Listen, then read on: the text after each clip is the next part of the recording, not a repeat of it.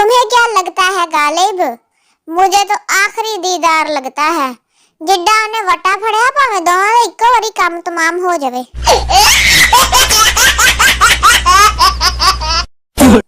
क्या आपकी दोस्त भी ऐसा डांस करती है? Tag your bestie. अड्डी वाली जुत्ती पा के ते ठुमके लांदियां ते बाद च इन्हां दा गिट्टा निकल जांदा, फिर महीना मंजी तो नहीं उठदियां नखत्तियां। शेखों की मछली, वाह भाई वाह, अगले ने आटे की मछली बना के पैसे बचा ले।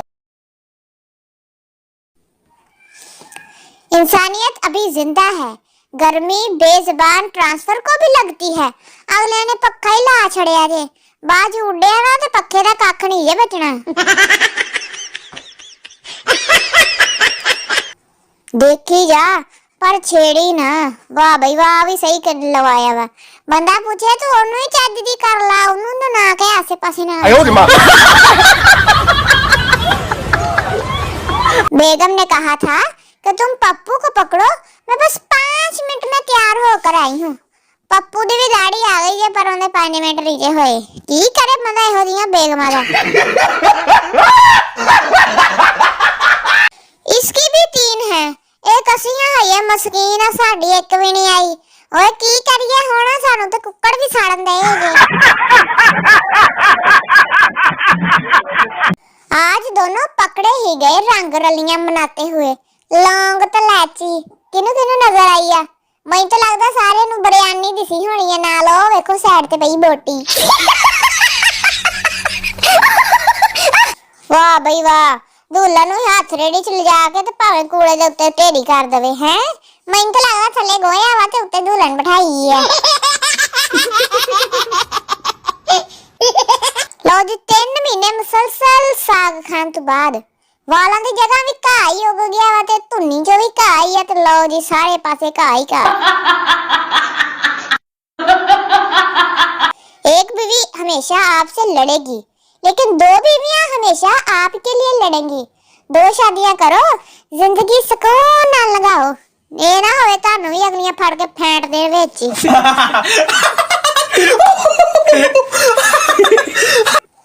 शादी के बाद जब आदमी पहली बार ससुराल जाता है तो फिर चारों पासे पक्खे ला देंदे आ। यही जवाई दूजी बारी फल फ्रूट ना लेके जावे ते अगले बताओ ही खवांदे आ।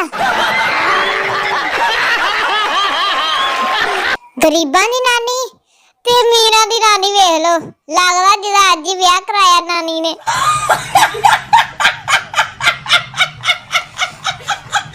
इन्हां दे स्कूल खोल दियो, नहीं ते गल वध जानी जे बशीरिया। वेखो जी इन्हां दे हाल, हुणे सुल्तान राई बनया बैठा वा नली चुच जिहा। एक कामयाब तस्वीर, मेडिकल स्टूडेंट अपने सिलेबस के साथ। लगदा ते सोहना ही है पर इन्हें अल्लाह जाने इन्हें कवर किद्दां करना है। सही तो कहा था बेचारे ने, वालदैन पर नोट लिखे।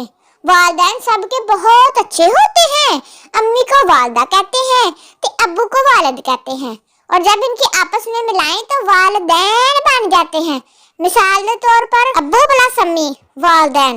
सुबह अपने वालदैन नु ले गई आयो, उन्होंने मैं दसूंगी की आइटम पैदा की जे तुसी।